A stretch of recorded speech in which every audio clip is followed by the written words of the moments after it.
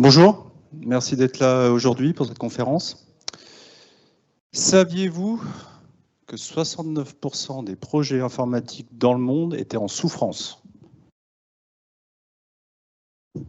69% des projets ont soit explosé le budget, soit explosé le planning, ou sont complètement bloqués. Alors déjà, on pourrait se féliciter parce qu'il y a une dizaine d'années, on était au-delà de 80%, clairement.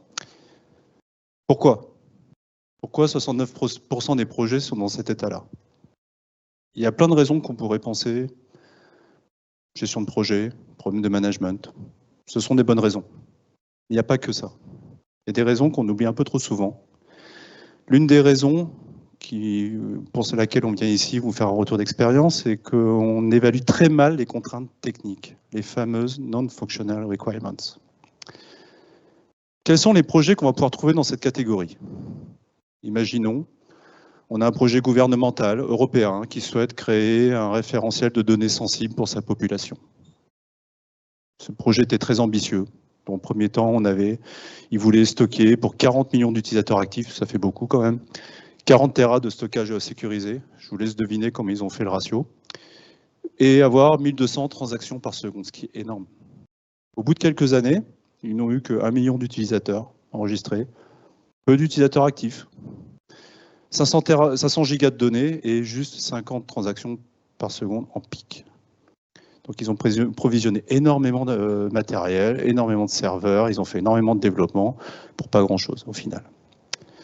Alors pourquoi ce projet appartient à cette catégorie? Alors déjà, c'est la complexité.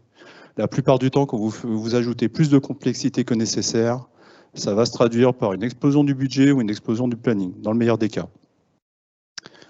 Pourquoi? Parce que peut-être que les spécifications étaient trop nébuleuses, qu'elles n'étaient pas très claires, pas très bien comprises.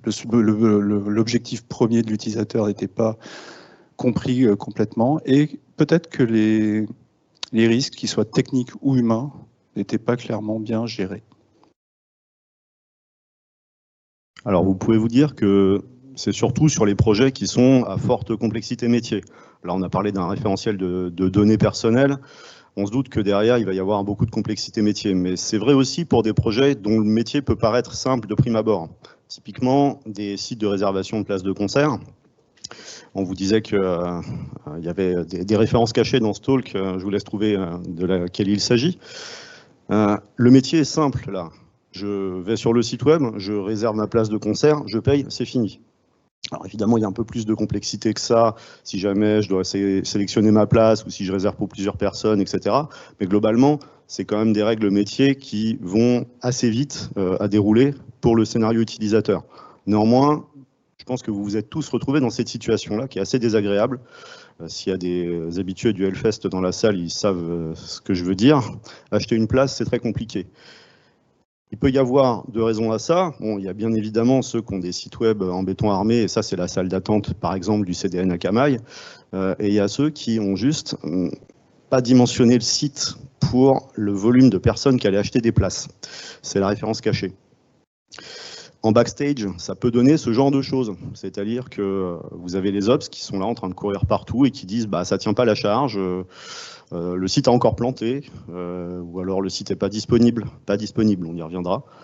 L'archi ne scale pas. L'archi ne scale pas parce que les choix qui ont été faits, il n'y a pas de scalabilité horizontale sur les services qu'on utilise, par exemple. Donc du coup, ça rame, les utilisateurs ne sont pas contents, il y a beaucoup de latence sur le site, et les temps d'attente sont trop longs, ce qui fait qu'on empile les requêtes et qu'on empile les utilisateurs qui attendent leur place. Tout ça, ça revient à des besoins non fonctionnels qui ne sont pas satisfaits. Alors, on a une question pour vous. Est-ce qu'on est les seuls à vivre dans ce monde de projets qui dérapent, ou est-ce que vous avez, comme ça, à main levée, déjà des expériences similaires? Allez-y, n'ayez pas peur. Ah ouais, c'est rassurant. Soyez pas timide. On a fait des confs où on avait une main levée, timide, on se disait non, c'est pas, il bluffe. Okay.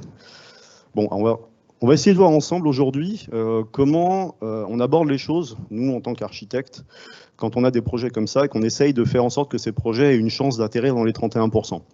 Donc ça passe par comprendre les exigences techniques du client. Parce que les exigences métiers, c'est facile, il sait les exprimer. Les exigences techniques, des fois, c'est un petit peu plus compliqué. Ça va nous permettre de produire une architecture qui est la plus simple possible pour satisfaire et les exigences métiers, mais les exigences techniques, et sans se faire plaisir à dérouler tous les buzzwords de la planète, pour pouvoir à la fin adapter les coûts de la conception à la valeur du métier qui est délivré.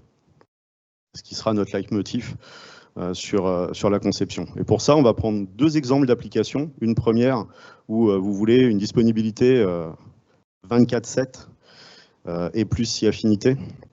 Et une où votre client dit la disponibilité, je ne sais pas en fait, et j'en ai aucune idée parce que je ne connais pas encore bien mon métier. Donc pour ça, on va se présenter tout d'abord. Donc je m'appelle Philippe Duval, je suis architecte cloud chez Worldline, qui est une société de paiement, et je suis accompagné par... Moi, je m'appelle Alexandre Touré, je suis architecte logiciel couteau suisse à Worldline. Qui ne connaît pas Worldline dans la salle? Rapidement, ça ne m'étonne pas. Donc, en résumé, on est le leader européen du paiement. Quand vous faites un paiement carte bleue chez un commerçant en ligne, il y a au moins une ou deux chances que vous passiez par nos plateformes. On ne fait pas que ça. Moi, par exemple, depuis 3 ans, je travaille dans le monde du transport et de la mobilité. Alors, dans cette présentation, on va aborder différentes notions qui vont être utiles pendant tout le long de la présentation. Donc, on va faire un petit focus dès le début. La première notion qui va être très importante quand vous allez devoir définir des architectures, définir des plateformes, c'est d'avoir les éléments de volumétrie. On va commencer par quelle est la quantité de données. Quantité de données qu'on va stocker dans des bases de données, dans des buckets, par exemple. La quantité de données qu'on va aussi avoir en transit, comme on appelle. C'est-à-dire que si vous avez des API, si vous avez des pages web, quelle va être la taille des payloads notamment. Ensuite, les temps de réponse. Alors les temps de réponse, c'est toujours assez compliqué à avoir. Quel est le temps de réponse pour une API par exemple une API complexe, une API simple? Ça, c'est des choses à faire. Mais au-delà des temps de réponse, ce qui va être intéressant, au-delà d'une simple moyenne, ce qui va avoir de la valeur, c'est de dire voilà, quel est le percentile. Par exemple, 95% de mes appels d'API sont en dessous de telle seconde. Et vous pouvez faire de la ségrégation entre des API simples et des API compliquées. Vous pouvez faire pareil avec des pages web. Enfin, le nombre de requêtes par seconde.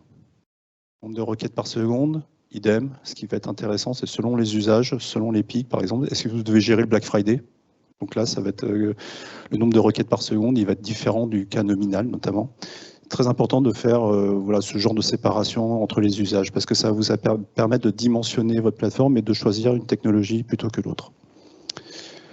Ensuite, imaginons on a une application assez simple, avec un back-end, un front-end, l'utilisateur qui utilise cette application au travers d'un browser.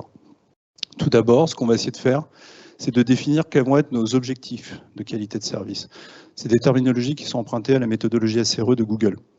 Donc les objectifs de service, c'est des objectifs de service internes déjà qu'on va faire. Un exemple, 99% des pages web doivent être affichées en moins de 2 secondes. Ça, c'est une SLO qui est assez bien quantifiée parce qu'elle est limitée dans le temps. Ensuite, pour mesurer cet objectif, on va avoir besoin d'indicateurs. Et là, on peut les mesurer, c'est à vous de trouver la manière la plus adaptée. On peut vérifier dans les access logs, par exemple. C'est une technique plutôt que l'autre. Ensuite, je dirais plutôt enfin, on a ce qu'on vend au client, le contrat, le SLA, le Service Level Agreement.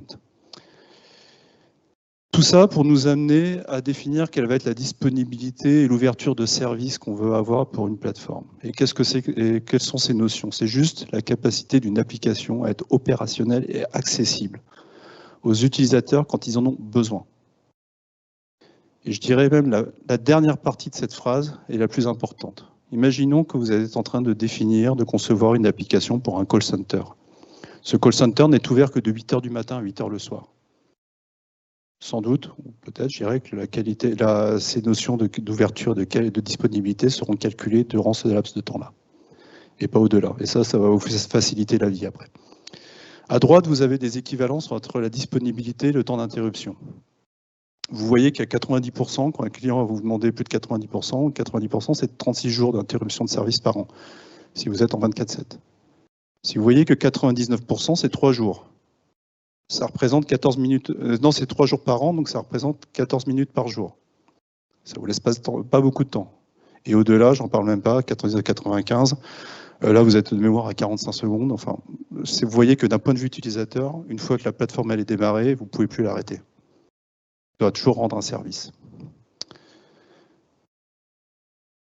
Alors, une fois qu'on a décrit comment ça devait être disponible, c'est toujours important de se focaliser sur, dans la vraie vie, quand c'est pas disponible, comment on fait. Pour ça, on a plusieurs notions qui sont décrites dans ce slide, que vous allez retrouver également chez les cloud providers et dans les contrats. C'est la notion de RPO, RTO et DRS, ou en bon français, de plan de reprise d'activité. Donc on a la définition de Disaster Recovery Site, c'est en gros sur quel site de production vous allez pouvoir reprendre votre business si votre site de production principal est tombé. Donc par exemple US East One et encore Dawn, où est-ce que je vais mettre tous mes workloads pour pouvoir continuer d'assurer mon service. Pour ça, il faut que je définisse une quantité qui va être le Recovery Time Objective. Combien de temps je me donne pour rétablir ma production ? C'est pas forcément votre niveau de SLA, parce que vous voyez que si vous avez du 99-99, vous avez assez peu de temps pour bouger tous vos workloads. Donc vous allez dire, au final, je me laisse 1 heure pour reconstruire toute ma plateforme de production ailleurs. Et le Recovery Point Objective, c'est à quel point dans le temps je vais restaurer mes données quand je vais avoir un gros pépin. Est-ce que je m'autorise à perdre une certaine quantité de données, ou est-ce que je dois absolument avoir tout jusqu'au moment où ça casse? Donc c'est souvent, ça conditionne souvent les temps de réplication que vous avez sur vos bases de données, par exemple. Alors, tout ça, c'est quelques définitions que vous avez dans les contrats. Bien entendu, quand on parle de besoins non fonctionnels, on en a une tonne d'autres. Et notamment, il y a plusieurs sources de besoins non fonctionnels que vous pouvez réutiliser. L'ISO 25000 en est un, qui est pas mal. Peut-être que vous connaissez ça sous l'appellation de méthode Square, qui permet de classifier les besoins non fonctionnels et d'avoir une liste pense-bête, basiquement, quand on va voir son client pour lui demander « ouais, mais tu as besoin de ça, mais plus précisément ». On trouve notamment les besoins de réversibilité ou les besoins d'accessibilité. On en a parlé ce matin, il y a un talk aujourd'hui sur le sujet, par exemple. Donc, vous avez beaucoup plus de besoins non fonctionnels que juste la disponibilité. Alors, on ne va pas faire le tour d'horizon de tout ce qu'il y a, parce que ce serait très catalogue. On va vraiment se focaliser aujourd'hui sur l'accessibilité. Et pour ça, on va tout de suite aller voir la première application disponible 24 heures sur 24 et au-delà si on y arrive. J'ai pris un exemple très représentatif, un vendeur de kebab. Alors, je vais voir mon client en tant qu'architecte, et mon client, il a une demande qui est très simple. Encore une fois, métier, c'est pas compliqué, je fais de la prise de commande de kebab, et je veux offrir un système de paiement. Comme ça, le client, il arrive, il a déjà commandé son kebab et tout va bien. Par contre, mon client, quand je lui demande, oui, ça doit être quoi la disponibilité du service, il a une demande qui est pas très précise, mais qui me dit, cette application, elle ne doit jamais tomber en panne. Je ne veux pas entendre parler de panne, donc je veux que ce soit disponible. C'est quoi quand ça tombe jamais en rade? Ok, 24 heures sur 27, 24 heures sur 24, 7 jours sur 7. Ok, 100% du temps. C'est un gros SLA. Donc moi, immédiatement, dans ma tête d'architecte un petit peu naïf, je me dis, ouais, ça doit quand même être le super kebab de fou furieux. Aucune intelligence artificielle n'a été utilisée pour générer cette photo, hein, c'est une vraie photo de kebab. Donc j'imagine ça, mais j'imagine surtout l'architecture qui va avec. Je me dis potentiellement, il doit y avoir beaucoup d'utilisateurs de cette plateforme, parce que si elle est aussi critique que ça, c'est que ça doit être quand même quelque chose de très costaud. Donc il y a le client qui va commander son kebab, il y a sûrement la personne qui va préparer en cuisine le kebab, donc beaucoup de cuisine, beaucoup de kebabs qui sortent. Peut-être aussi le call center qui va permettre de modifier son compte et les sauces préférées qu'on a dans son compte, et peut-être une application mobile, un kiosque en magasin, tout ça. Bon. Pour héberger tout ça, si jamais ça doit tourner 24 heures sur 24, 7 jours sur 7, moi je suis très fan de Google, je vais utiliser une architecture sur Google à base de services Google, je vais SLA de fou furieux, je vais très vite me tourner vers App Engine qui offre un service très résilient avec un SLA à 99-95, donc vous voyez que les temps d'indispo, si on se réfère au tableau précédent, sont très courts. Et en base de données, la Rolls-Royce, Cloud Spanner, 99-99. Ça tombe jamais en panne. Et en plus, c'est super scalable. Bon, vous vous doutez bien, quand je vais voir mon client avec une architecture comme ça, si je l'ai pris au mot et que j'ai du 24/7 100%, lui, il ne va pas être content. Parce que le besoin réel du vendeur de kebab, c'est qu'on a un petit kebab, peut-être des chaînes de petits kebabs où à chaque fois, il y a une personne qui fait tout le boulot, qui fait la préparation de commande, la prise de commande, la remise au client, peut-être en salle, peut-être au comptoir, le nettoyage aussi, la pro, etc., etc. Le vrai besoin qui est caché derrière, ça doit jamais planter, c'est pas une question de disponibilité, c'est une question de rétablissement du service de façon automatique. Ce que mon client me dit, c'est que je veux pas faire l'ops, parce que j'ai pas la compétence, et je vais être tranquille sur mon application, je veux que ça tourne sans que j'ai à intervenir. C'est pas du tout le même discours. Et à ce moment-là, moi je vais me rabattre sur ce que je sais faire de mieux, un bon vieux monolithe, qui va faire le taf de façon très simple, parce qu'au final, j'ai que la personne qui va pouvoir éventuellement commander son kebab, la personne qui va recevoir la commande et la préparer, et je vais faire ça avec une base de données toute simple, et je me retrouve avec une architecture qui est beaucoup plus réaliste. Pour faire plaisir aux organisateurs, il y a du PHP. Et une petite base de données. Si on n'a pas besoin de criticité en termes de SLA, on peut même avoir une simple instance de Cloud SQL sur Google. Le SLA n'est pas fou, mais ça va pouvoir se réparer assez facilement. Et Cloud Run, l'avantage, c'est que ça tourne tout seul. Alors App Engine aussi, hein, ça tourne tout seul, mais vous n'avez pas besoin de faire l'Ops derrière. Vous déployez votre application, vous attendez que ça se passe. Si jamais elle plante, elle va se réparer d'elle-même. Modulo, vous l'avez bien codé. Ça va avoir des impacts financiers conséquents. C'est un peu pour ça que mon client n'est pas content. Sur ma première copie, Cloud Spanner, j'ai pris une heuristique de volume, 72 €. App Engine, plus de 700 €. Donc ça arrive à une copie de 825 €. C'est un peu beaucoup pour juste une application de kebab. C'est le prix mensuel. De l'autre côté, je prends Cloud SQL, 38 €. Cloud Run, il y a un twist, si vous avez une seule organisation, vous êtes dans le free tier. Ça coûte 0. Parce que j'ai pris en compte le fait que j'en ai pas besoin 24 heures sur 24 et 7 jours sur 7, mais juste pendant les horaires d'ouverture du kebab. C'est-à-dire que ma copie surdimensionnée elle est 21 fois plus chère. À mal écouter mon client, j'ai fait une erreur d'un ordre 21. Et ça, c'est quand j'ai pas de complexité métier. Parce qu'après, je peux avoir de la complexité métier et surtout, je peux avoir un client qui ne sait pas ce qu'il veut. Alors là, maintenant, on est dans le cadre où le client n'a pas vraiment d'idée de volumétrie, ne sait pas combien de requêtes par seconde il veut avoir, la disponibilité, la RTO, RPO, encore moins.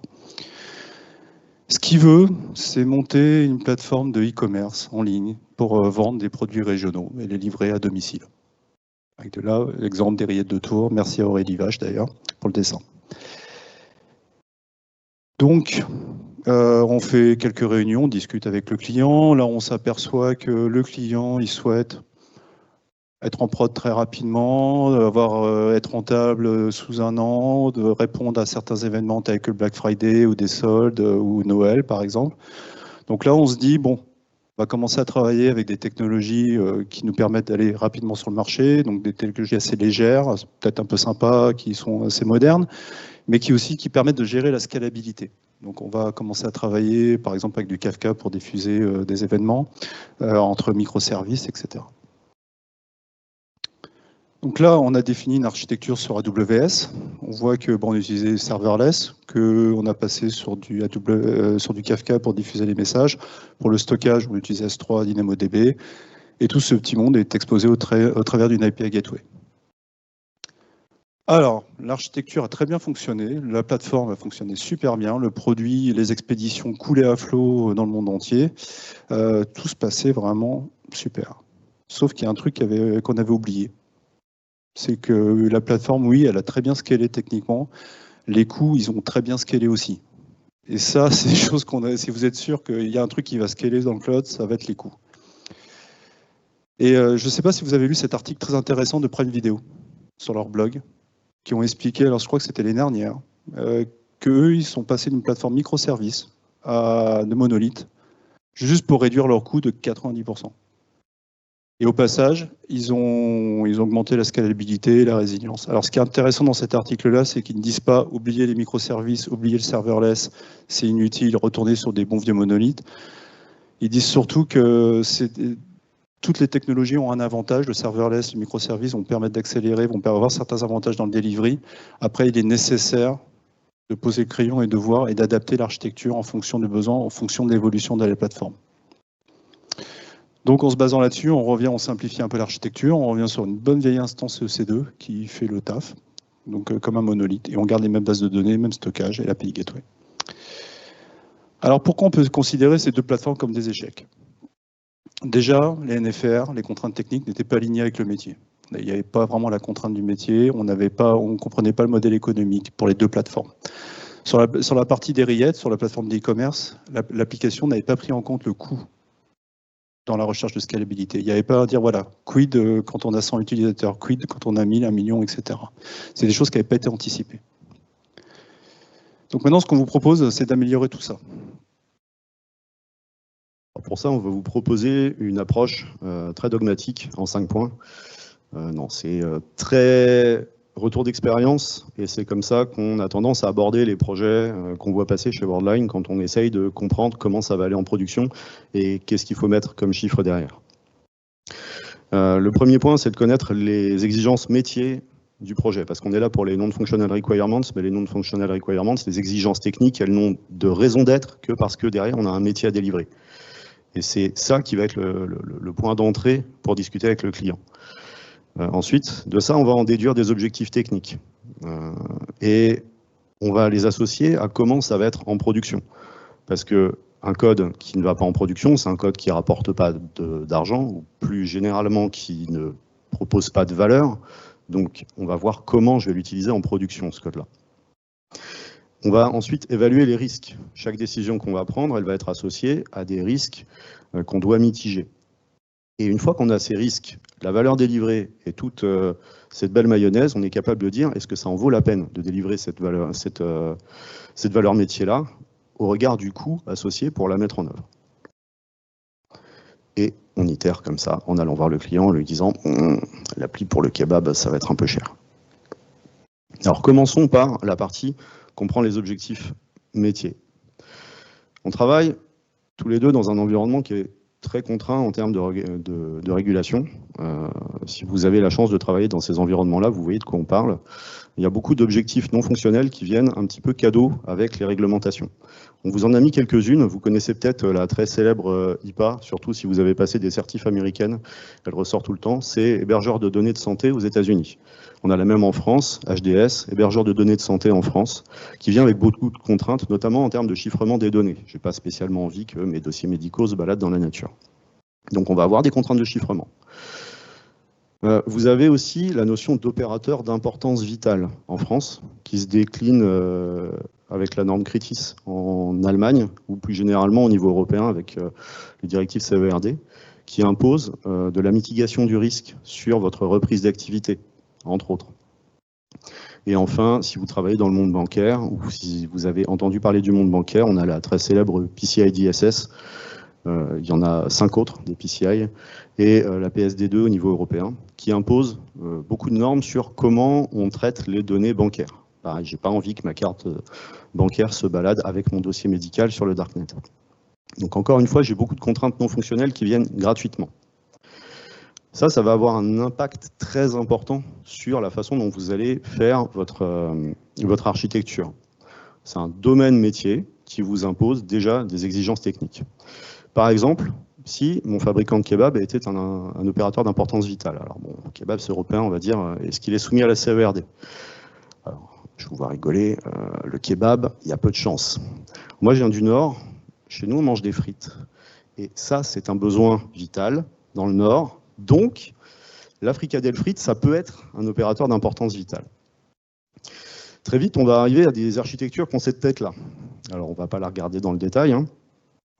Mais d'un point de vue haut niveau, ça peut ressembler à ça. Si toujours je travaille avec Google, j'ai besoin de déploiement multirégion. Un déploiement multirégion chez Google, si je fais du Kubernetes, c'est un cluster GKE multirégion, GKE Enterprise. Le SLA, c'est 99-99. J'ai un plan de reprise d'activité directe parce que j'ai 2 régions. Donc, il peut se passer plein de choses sur ma région. La région 2 tournera encore. Et pareil, je vais faire du spanner. Spanner multirégion, c'est 5/9 de disponibilité. Considérez que ça ne s'arrête jamais. Là, vous êtes tranquille. Non, sauf qu'on va devoir admettre que en fait, les frites françaises, elles sont belges à la base. C'est un petit détail. Mais ça vous donne un petit peu le niveau d'exigence que vous pouvez tirer sur un projet classique. Alors ça, c'est intéressant quand on a des cadres normatifs. Mais bon, souvent, des cadres normatifs, on n'en a pas. Et là, ça va être un gloubi-boulga informe de qu'est-ce qu'on veut essayer de soutenir comme métier. La clé du succès ici, c'est vraiment de revenir aux besoins métiers et surtout à la valeur qui est distribuée par ce besoin métier. Parce que le besoin métier, quand vous allez discuter avec vos stakeholders, vos clients dans les différentes divisions, ils ont tous un besoin extrêmement important. Je prends un exemple très simple. Peut-être qu'il y a un service de fidélité sur mon kebab. Pour la personne qui gère la fidélité, ce besoin est un besoin critique. C'est son propre boulot. Donc forcément, l'application qui soutient son boulot va être critique. Quand vous demandez au patron du kebab, peut-être que la fidélité, c'est pas grave. Et surtout, peut-être que si le service de fidélité n'est pas dispo, pour le business, c'est pas directement impactant. Donc, un besoin critique pour une personne, pour un des stakeholders, va devenir un besoin beaucoup moins critique pour l'autre.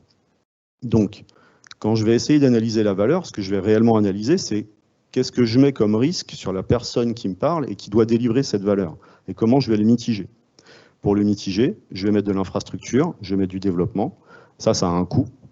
Donc vous me voyez arriver avec mes gros sabots, je vais faire une belle balance entre la valeur métier délivrée d'un côté et le coût de mon infrastructure. Donc en fait, plutôt que de faire des exigences techniques, très vite, je vais arriver à parler argent. Alors ça peut être compliqué parce que des fois on est dans des contextes où c'est de la valeur qui n'est pas directement mercantile. Donc il va falloir trouver un proxy, une valeur proxy, ou monétiser la valeur ressentie par les utilisateurs pour mettre le coût en face. Mais à un moment, vous allez devoir faire ce jeu-là, de trouver, en tous les cas, nous on a à le faire systématiquement, de trouver l'équilibre entre la valeur qu'on délivre métier et le coût que ça a en termes d'infrastructure. Une fois qu'on a ça, on peut commencer à parler technique. Alors là, maintenant, il est temps de travailler sur les objectifs techniques de la plateforme. Première chose à penser, c'est ne prenez rien pour acquis. Prenez aucune contrainte d'un client, de votre management, de votre organisation pour acquis. Essayez de comprendre pourquoi on vous demande ça. Un exemple, il y a 2 ans à peu près, j'ai eu un projet avec un client qui me disait « Bon, moi j'ai besoin d'une disponibilité avec une SLA 99-95. » Ok, on sait faire. Là, c'était pour un système d'ingestion de fichiers. Enfin, c'était un peu compliqué, quoi. Vraiment très très compliqué. Et en creusant le besoin, en échangeant avec différentes personnes, on s'est aperçu que c'était vraiment trop compliqué par rapport aux besoins. Et que si on faisait je ne sais pas si vous vous souvenez du tableau qu'on vous a présenté entre 90% et 99-95, 90% c'était 36 jours d'interruption de service par an. Et pour nous, ça nous paraissait compréhensible. Alors là, j'ai dû challenger le besoin, challenger les contraintes, même métier et technique du client. Et pour ça, ce que j'ai fait, c'est que j'ai fait 2 architectures. J'ai fait la première architecture à 90% en expliquant toutes les contraintes, tous les risques et les coûts associés. Et j'ai fait pareil pour 99-95. Et là, le client, il s'est aperçu que au-delà de 90%, les coûts, ils vont de manière exponentielle. Et ce que j'ai pu expliquer, c'est que est-ce que vous pouvez gérer les 36 jours d'interruption de service? Et en final, il pouvait gérer, même au-delà en fait, clairement. Et ce que j'ai pu expliquer aussi aux clients, c'est que on peut commencer le plus simplement possible, 90%, ce qui est déjà énorme quand même, et d'augmenter la difficulté ou d'augmenter la SLA progressivement si on en a besoin, mais essayer de commencer le plus simple possible. L'inverse, une fois qu'on a fait toute une architecture à 95, il est impossible de revenir en arrière, ou toutefois très difficile. Alors pour vous aider dans cette approche, vous pouvez concevoir vos architectures en vous basant sur plusieurs caractéristiques. Ces caractéristiques sont basées un peu sur notre expérience au travers de différents projets. Tout d'abord, essayez de travailler sur la simplicité, l'évolutivité, la modularité. Vous n'êtes pas là pour faire du hype-driven development, vous êtes là pour répondre à un besoin, faites le plus simplement possible. Par contre, garantissez l'évolution de votre architecture au fil du temps. Qu'est-ce qui va se passer si on double la volumétrie? Qu'est-ce qui va se passer quand on double le nombre de requêtes par seconde, etc. Ensuite, travaillez sur la modularité de votre plateforme. Ça vous permet d'évoluer au fil du temps. Par exemple, si vous changez une base de données MongoDB pour Postgre, ça ne doit pas impacter votre plateforme, tout le reste de la plateforme. Ensuite, pensez coût et performance en même temps. La plateforme la plus performante du monde, si elle coûte 3 à 4 fois le prix escompté, elle ne sera jamais acceptée, clairement. Donc là, il va falloir travailler là-dessus, et de manière itérative. Ensuite, la résilience, la tolérance aux pannes sont des choses très importantes, des sujets avec les architectures cloud d'aujourd'hui, c'est vraiment indispensable d'y penser et de trouver une solution. Et enfin, la testabilité, c'est un bon indicateur pour moi. Si c'est difficile de tester une plateforme, une application, sans doute que vous avez loupé quelque chose dans la simplicité, dans la modularité et la performance. Tout ça pour dire que maintenant, les plateformes sont faites pour durer. Quand vous allez construire une application, elles doivent être là pour 5, 10 ans peut-être. Et qu'au cours de ces années, il va y avoir du changement. C'est inévitable. Donc ce dessin-là qui a été très popularisé par les méthodes agiles, qui disait, bah voilà, n'essayez pas de construire la voiture dès le début, mais travaillez sur le besoin, et en partant du skateboard jusqu'à la voiture, c'est vrai pour les architectures. Faites les choses le plus simplement possible, mais travaillez sur comment supporter le changement et comment gérer le changement au fur et à mesure, au fil des ans. Si vous voulez travailler là-dessus, si vous voulez avoir plus de retours, moi je vous conseille le livre de Neil Ford, comme d'habitude, Building Evolutionary Architectures, qui est vraiment très intéressant là-dessus. Il va vous expliquer comment travailler là-dessus. Alors je ne dis pas que c'est très simple à mettre en place, mais ça donne beaucoup d'éléments de réflexion. Alors si on fait un focus 5 minutes sur la résilience, il y a plein de façons d'aborder la résilience. La résilience, ça peut être déjà la résilience dans le temps, la résilience en production, la résilience aussi dans le temps de l'évolution de mon architecture, c'est-à-dire est-ce que je ne vais pas accumuler de la dette technique à chaque changement que je vais faire, etc. Aujourd'hui, je vais me focaliser un petit peu sur la résilience dans le cadre vraiment de ce SLA 99-99, donc résilience en production sur de la disponibilité. Si on veut faire quelque chose d'évolutif là-dessus, il y a déjà principalement une notion à bien s'approprier quand on part sur le cloud, des choses qu'on a découvertes nous un petit peu par la force des choses. Si vous avez fait du lift and shift, vous connaissez notre douleur. Avant, on pensait haute disponibilité. Vous voulez beaucoup de neuf, vous mettez beaucoup de machines. Il y en a une qui casse, c'est pas grave, j'en ai 18 autres qui vont reprendre la charge. Dans le cloud, on ne va pas faire comme ça, parce que ce qu'on a gagné, avec notamment Kubernetes et avec tous les services qui vont après, c'est l'autoremédiation. Quand ça casse, je vais être parfaitement capable d'attendre tranquillement pour aller prendre mon café et de voir Kubernetes relancer les pods qui sont défaillants. Je vais prévoir ça en avance de phase. Ce que je dis là, c'est juste que ma résilience, avant, c'était de la multiplication d'infrastructures, maintenant, c'est du design applicatif beaucoup plus malin. Et l'intelligence de ma résilience, elle va être dans mon code, dans mes probs sur Kubernetes, ou dans la façon dont mon application peut être stateless et redémarrer à froid, sans avoir d'impact pour l'utilisateur. Est-ce que le théorème CAP parle à des gens dans la salle? Levez la main si vous connaissez. Ça fait un petit tiers, même pas, donc je vais expliquer rapidement.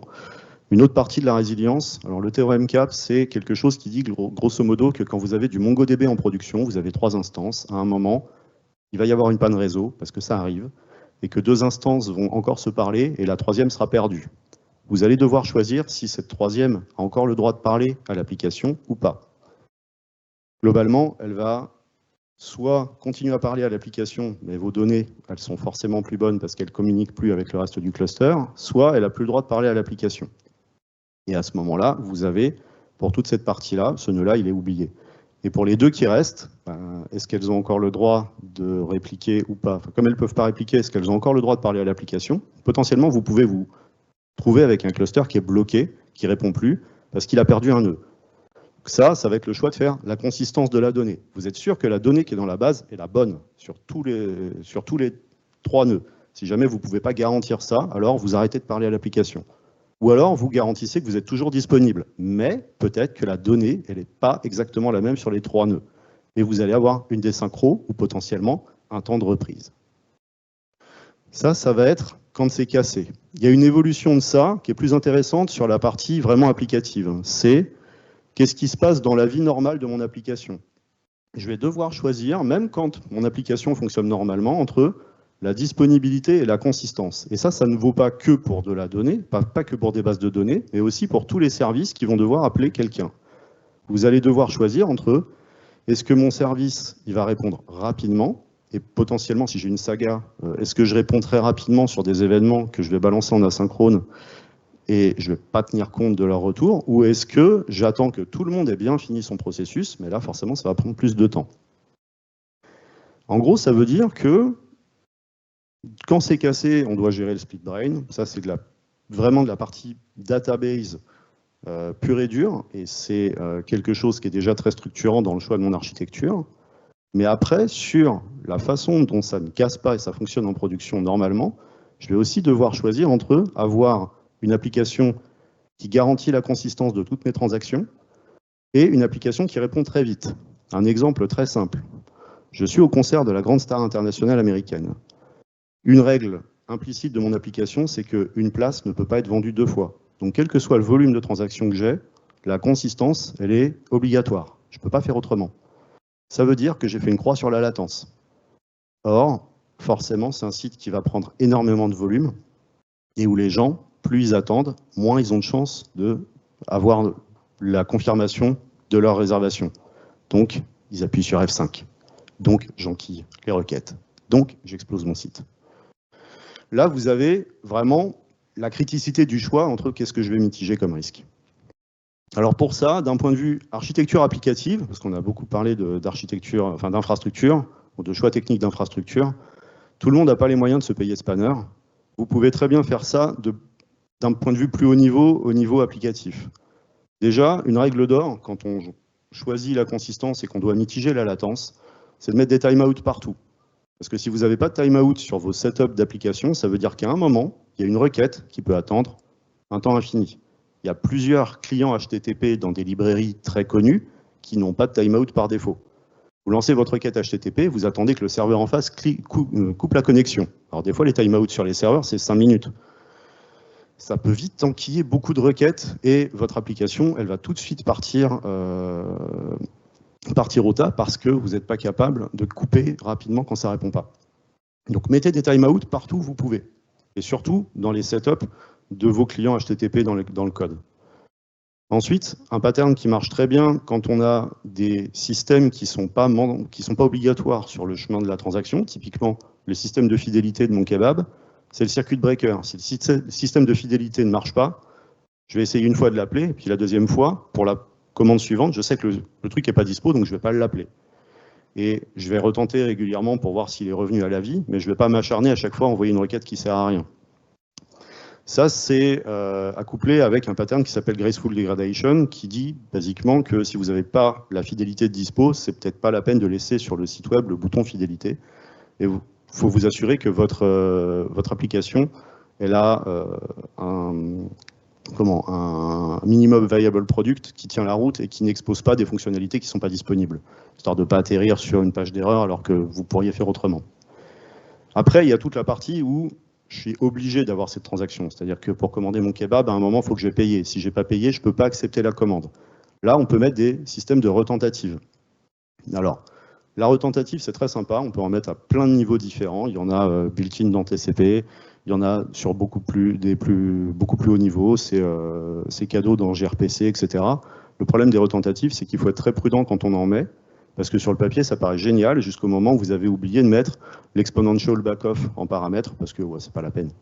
Et là, instantanément, votre service tombe et vous multipliez par 10 votre flux parce que vous avez mis 10 retentatives.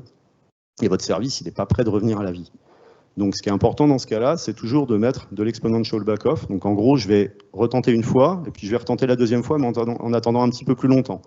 Et quand je vais réessayer la troisième fois, je vais vraiment attendre longtemps. Et à la fin, j'essaye plus parce que de toute façon, le client est déjà parti. Et ça me permet de ne pas multiplier mon flux dès que j'ai un incident de production, pas ajouter d'instabilité sur mon système. Donc tout ça, c'est des patterns qui, au final, d'un point de vue logiciel, vous permettent d'apporter plus de résilience sans aller vous acheter Spanner. Et une fois qu'on a tout ça, on peut aller regarder comment ça se met en prod. Donc maintenant, on va essayer de travailler sur la production, sur l'exploitation des plateformes. Si vous vous souvenez, tout à l'heure, je vous ai dit, ce qui est important, c'est de pouvoir supporter le changement au fil du temps. Pour faire ça, donc ça va faire un peu écho avec l'atelier que j'ai pu donner avec David Pecognon, mon collègue, hier, il faut mettre en place de l'observabilité dès le début de vos projets. C'est une des fonctionnalités en fait, de votre plateforme. Au risque de me répéter pour celles et ceux qui étaient là hier, mais c'est vraiment quelque chose qu'il faut penser dès le début. On n'attend pas la mise en prod pour le faire. Pour ça, vous allez avoir différents outils qui vont vous permettre de mettre en place toute une visualisation et des alertes, telles que des logs, des traces, des métriques, avec des stacks tels que Grafana, ELK, il y a aussi Dynatrace, etc. Connaître la production, c'est aussi connaître les gens qui opèrent la production, qui font les déploiements. Donc c'est important d'adapter la compétence, d'adapter vos choix technologiques avec les habitudes, avec les pratiques des personnes qui opèrent. Si vous devez choisir entre une plateforme PaaS ou une plateforme comme Kubernetes, c'est bien de partager ce choix avec toutes les parties prenantes et la production en fait partie.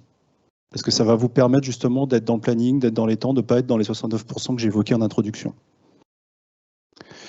Ça, je ne dis pas qu'il ne faut pas innover. Je ne dis pas qu'il ne faut pas aller au-delà juste des pratiques actuelles. Si c'est le cas, si vous pensez qu'une technologie peut avoir de la valeur pour vos clients, pour vous répondre aux usages, embarquez toutes les personnes dès le début. Ça va vous permettre de limiter les risques au fil du temps. Enfin, il est temps maintenant de choisir quelle solution technique on va mettre en place. Un circuit breaker, un exponential bake-off, quelle solution technique en production. Pour ça, une approche va être d'évaluer les risques et de se baser sur les risques pour nous aider à décider quelle solution va être la plus pertinente. Pardon. Une manière assez commune d'évaluer les risques, et utilisée notamment pour les risques climatiques, c'est d'avoir ce genre de matrice où on peut évaluer les risques en termes de probabilité et d'impact. En vert, vous avez les risques que vous pouvez gérer. Ce n'est pas nécessaire d'ajouter de la surcomplexité. Ça va fonctionner. En rouge, bon, là c'est indispensable, vous devez traiter ces risques-là, trouver des solutions, parce que ça peut tout... C'est indispensable, on va résumer comme ça. En orange, vous avez les risques que vous devez mitiger. Vous devez évaluer pour voir si c'est pertinent ou pas et de les ramener vers le vert. Et comment vous pouvez le faire. Et ça, il va falloir discuter un peu avec tout le monde. C'est vraiment une complexité. Si vous voulez aller plus loin dans l'évaluation de risque, moi je vous conseille le site de riskstorming.com, je vais y arriver, de Simon Brown, le créateur du modèle C4. Vraiment très intéressant, il va vous permettre de mettre le pied à l'étrier sur l'évaluation de risque de la même manière qu'on pourrait le faire avec un poker planning. Alors si on revient dans notre application, la livraison de produits régionaux, on a évalué un risque, l'accès à la base de données. Si vous vous souvenez de l'architecture, tout est centré sur la base de données, même avec un monolithe. Donc si ma base de données est HS, la probabilité, on se dit c'est médium, mais l'impact il est très très fort. Donc là, on est en rouge, donc il est important de trouver une solution. Ce qu'on va faire, c'est qu'on va essayer de réduire la probabilité dans un premier temps, parce que ça nous paraît assez simple. Donc on va réduire la probabilité, on va mettre par exemple de la haute dispo. Parce qu'on sait que ça se fait facilement, que il n'y a pas de coût de développement, que c'est l'hébergeur qui va s'en occuper. Et ça, on va répondre à ça dans notre première itération. Et peut-être dans une future itération, on va pouvoir travailler sur les risques et peut-être aller sur ce risque-là pour mettre, je ne sais pas, un cache. Mais on va commencer avec ça, pour voir si ça correspond aux besoins. Si vous avez dans vos organisations des SRE, probablement qu'ils ont travaillé sur ce qu'on appelle des budgets d'erreur. Les budgets d'erreur, c'est de concevoir le reste de la disponibilité, c'est-à-dire qu'imaginez que vous avez du 99%, donc le reste c'est 1%, et de se dire pour chaque risque, quel est le nombre de mauvaises minutes par an, en passant par le temps de détection, le temps de remédiation, etc. Et avec ces risques-là, avec cette évaluation de risque-là, vous allez pouvoir voir quels risques sont acceptables ou non. Et moi, ce que je trouve intéressant, c'est de pouvoir le partager aussi avec tout le monde, que tout le monde soit conscient de tous les risques de la plateforme. Et si vous arrivez à le partager avec votre client, c'est tout bénéfice. Parce que vous allez pouvoir simplifier vos architectures pour dire tel risque, il est vert, je peux l'adapter, c'est pas la peine de complexifier l'architecture dans ce point-là. Quand on a tout ça, on peut enfin retourner voir son client et lui dire « Ok, maintenant, est-ce que ça en vaut la chandelle, ce truc-là » J'ai mon application de kebab, j'ai une application mobile avec de la fidélité, d'accord. Ça veut dire qu'il va falloir déployer ça sur une architecture ultra résiliente sur 2 régions, que le prochain cuistot qu'il va falloir embaucher, il faut aussi qu'il connaisse Kubernetes, et éventuellement, il va falloir que ce soit déployé aussi en Asie-Pacifique, on ne sait jamais. Ça va coûter des millions. Bon, globalement, je pense qu'on ne l'aura pas ce contrat-là. En tous les cas, on ne va pas faire l'application mobile pour commander le kebab. De la même façon, la fabrication de rillettes, la disponibilité de 99-95, si le système n'est pas dispo pendant que les chaînes de production sont arrêtées, normalement, ça doit quand même répondre aux besoins. Donc on peut baisser le niveau de SLA et de ce fait baisser la facture finale. Et mitiger les risques que le client a levés. Donc, pour résumer tout ça, la façon dont on l'approche est exactement celle-ci. D'avoir des objectifs techniques clairs et adaptés aux besoins métiers qu'on veut livrer, et pas juste fantasmer. C'est une approche pragmatique pour dérisquer un projet. Parce que globalement, le client, quand il vient vous voir, il a très clairement le fonctionnel en tête. Par contre, le technique, pour lui, c'est de la gestion du risque par rapport à son business. Et ce qu'il veut, c'est que vous le rassuriez. Et pour ça, le plus simple, c'est d'avoir une approche objective des risques. Et cette approche objective des risques, elle permet d'avoir la bonne architecture qui répond à simplement et d'une façon évolutive aux risques que lui veut mitiger. Si vous partez sur des produits que vous avez déjà, ou des projets que vous avez déjà faits, ou des choses que vous avez déjà en prod, vous partez avec une mine d'or. Parce que, comme je le disais au début, le code qui va rapporter de la valeur, c'est celui qui est en production. Et si vous avez déjà des produits similaires en production, vous avez déjà des ops qui savent les opérer. Donc, ils savent vous dire comment ça casse. Donc, plus pragmatiquement, quels sont les risques en production que vous allez devoir mitiger. Ça va vous permettre de collecter, d'identifier et de qualifier un catalogue de risques et d'avoir une base concrète pour pouvoir dessiner des architectures basées sur une analyse orientée risque. Alors, en résumé, déjà, dans un premier temps, creuser le besoin. Il faut que vous compreniez. Il faut identifier toutes les exigences, techniques, fonctionnelles, métiers. Simplifier. Franchement, c'est la simplification. Plus simple, vous ferez du code, plus simple, vous ferez une architecture, mieux elle fonctionnera en production. C'est de la palissade, mais c'est vrai. Enfin, itérer. Itérer, c'est-à-dire que vous, par exemple, votre analyse de risque, vous l'avez faite une fois, vous l'avez avant sur un ancien projet, vous l'avez réajusté pour votre projet, n'hésitez pas à y revenir. Les exigences métiers, n'hésitez pas à y revenir si vous voyez que, in fine, en production, il va y avoir des risques. Il faut les partager avec toutes les parties prenantes. Pour résumer cette présentation, je vais utiliser un anglicisme. Si je devais résumer cette presse en un mot, c'est challenger. Challenger déjà le besoin de métier, challenger les contraintes techniques, votre contrainte organisationnelle, et encore plus fort, challenger vos croyances technologiques, parce que des fois, elles peuvent vous desservir. Merci beaucoup. Il nous reste 4 minutes pour des questions. Merci.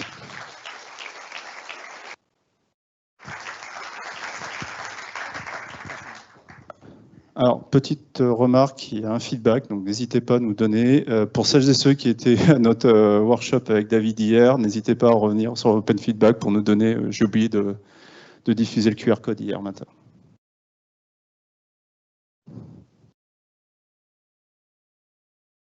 Merci déjà pour la présentation. Dans la question, c'était les NFR, par exemple, il peut en avoir énormément, comme que ce soit lié à plein de raisons différentes.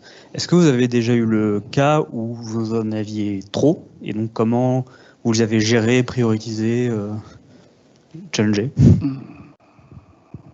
Trop? Généralement, c'est un peu moi, c'est plutôt l'inverse, en fait. La plupart l'NFR, la plupart du temps, quand un projet, on lui parle de RTO, de RPO, la réponse que j'ai, c'est qu'est-ce que c'est. Il faut travailler avec le client pour savoir quels vont être ces NFR. J'ai rarement eu le cas où j'ai eu trop de NFR et que j'ai dû faire le choix sur les plateformes, quoi. Ah, je sais pas si tu en as eu, toi. C'est plutôt, alors moi j'ai plutôt eu le cas des clients qui arrivent avec je veux tout, et sans préciser. Et là, c'est un jeu de questions-réponses, en fait, où, OK, tout, c'est quoi et c'est bien d'avoir une checklist de déjà qu'est-ce qu'on va essayer de couvrir. C'est pour ça que je vous pointais du doigt l'ISO 25000. Au-delà de la norme ISO en tant que telle, l'intérêt, c'est d'avoir déjà une checklist des grands domaines qu'on sait faire et sur lesquels on a déjà des réponses à apporter.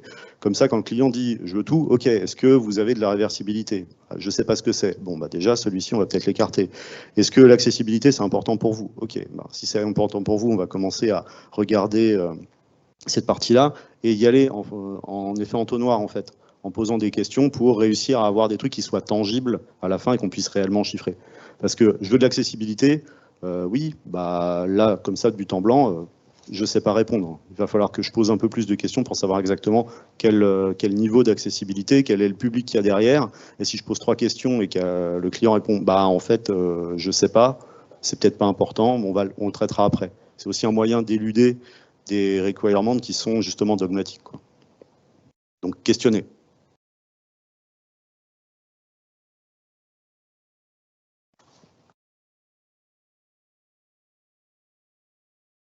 Bonjour, merci beaucoup pour cette présentation aussi. Vous avez évoqué que dans le calcul des risques et de jouer l'équilibre, il y avait parfois voilà, des rôles où on a du mal à quantifier la valeur mercantile en fait. Et du coup, comment vous travaillez pour faire cette balance du coup quand c'est pas simplement de l'argent, mais c'est des métiers, c'est des activités, de dire bah oui, en fait, ton programme que tu utilises toute la journée, potentiellement, il va pas fonctionner toute la journée. Alors, je vais faire une grosse réponse de tricheur. Je travaille dans le monde du paiement, donc j'ai beaucoup d'argent. C'est assez facile de parler argent. Après, je ne sais pas si tu as du vécu sur des services publics, peut-être. Moi, je travaille dans le monde du transport. Bon, voilà, si par exemple le métro, IHS, vous voyez que les personnes, en fait, il y a des contraintes déjà métiers qui arrivent. C'est-à-dire qu'il y a une contrainte dans le monde du transport, c'est qu'il ne doit pas y avoir d'embouteillage, pour ne pas créer de mouvement de panique qu'on arrive, par exemple, à la borne de métro, quoi. Et ça impose, ça va amener certaines contraintes, ça va amener certains choix d'architecture. Par exemple, dans le transport, c'est que les automates, il y a un peu plus de logique au niveau d'automates, justement, pour éviter les time-out, pour éviter les indisponibilités, etc., quoi. Et en fait, à la fin, je l'aborderai différemment. Moi, je sais venir avec de l'argent. C'est-à-dire que si je veux mitiger du risque sur la disponibilité de mon application de kebab entre la France et la Belgique, je sais que ça va me coûter tant parce que je dois mettre tel service. Et en face, ce que j'ai, c'est quelqu'un qui a une peur, avec un risque associé, que son service ne soit pas dispo. Même si ce n'est pas le quantifié, si moi je lui apporte le coût, lui il va savoir derrière se positionner pour dire ah, c'est trop cher ou oui j'accepte ce coût-là parce que ma peur est plus importante que ce coût-là. Donc à la limite, on peut les liciter comme ça, quoi.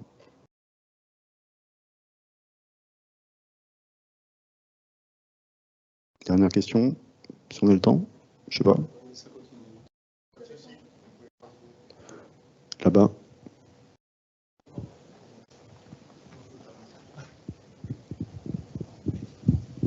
Ok, une petite question rapide, donc merci pour la présentation déjà. Par rapport à tout ce que vous avez présenté, bon, j'ai posé une question un peu trop lesque en fait. Je viens du monde du project management, est-ce que vous présentez, c'est exactement le taf en fait que j'ai fait pendant 5 ans. Et donc en fait je le comprends tellement, et moi en fait mon challenge principal, c'était justement en fait de convaincre les architectes à commencer à parler planification, commencer à parler risque, commencer à parler pognon. Et comment est-ce que vous avez géré ce challenge en fait? La curiosité. Je viens du monde de la prod, ça me donne un avantage parce que j'ai dû payer les factures à un moment. Donc je m'y suis intéressé naturellement. Mais c'est à envoyer les architectes en formation, mais pas en formation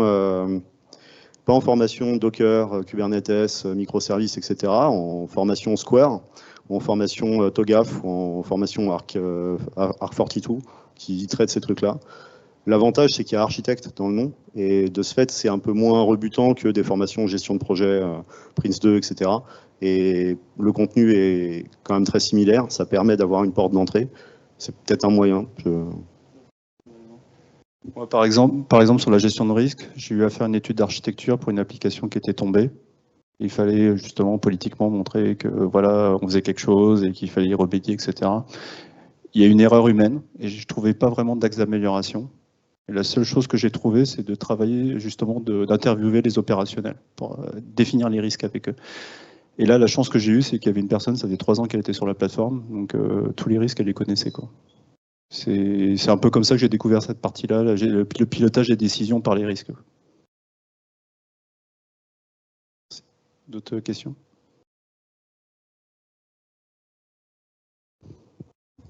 Je ne sais pas si je vais être super clair sur ma question, mais parfois, entre guillemets, dans les exigences techniques, et parfois elles n'arrivent pas du client, mais potentiellement que ce soit d'autres projets, de l'entreprise, d'autres stakeholders.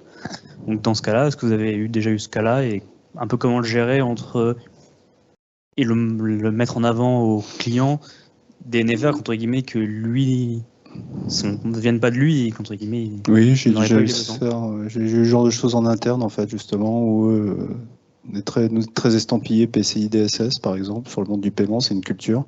Et j'ai eu à concevoir une application qui n'était pas PCI DSS. Et les réponses que j'ai eues du management, si c'est pas PCI DSS, c'est pas sécurisé. Et le problème, c'est que tu peux faire des choses qui sont pas PCI DSS, mais quand même sécurisées d'un point de vue développement, et qui vont te coûter beaucoup moins cher, parce que cette régulation-là va te coûter énormément en développement, en production. Et comment j'ai pu faire, c'est bâton de pèlerin. Y a pas de... Voilà, j'ai pris mon bateau de pèlerin, j'ai expliqué par A plus B, voilà, il y a ça, il y a ça. On n'est pas obligé d'aller là, on va avoir certains avantages, les coûts vont être améliorés. 90% du temps, la réponse que je vais donner, elle va pas être technique. Hein. Ça va être les coûts, généralement c'est un bon levier, et les risques. Voilà. Il faut apprendre à parler le langage de votre interlocuteur. Et quand vous avez des managers en face, c'est rarement la technique.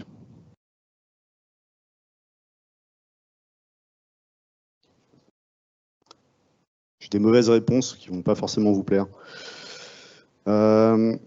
Il y a un aspect qui peut être mis en avant là-dedans, c'est de dire si vous faites, c'est de la surqualité.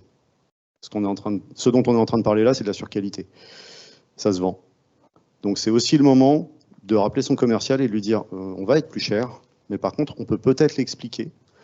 Et on va à nouveau avoir cette discussion avec le client de savoir si le risque qu'on est en train de mitiger, il l'a ou il l'a pas. Mais ça peut être aussi la bonne occasion d'arriver avec une proposition de valeur différente.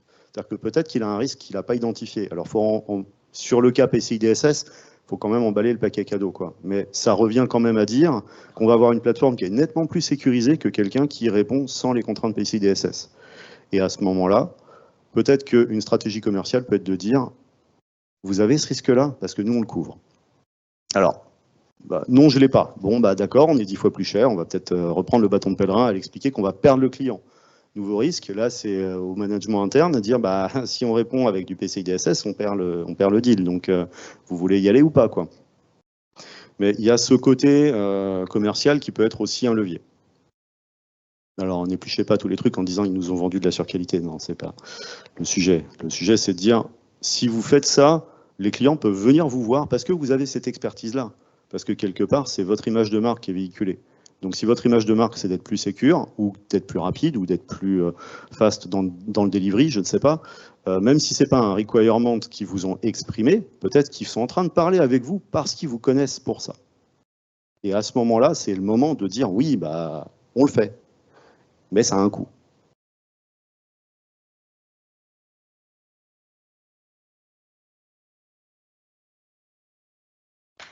Merci beaucoup.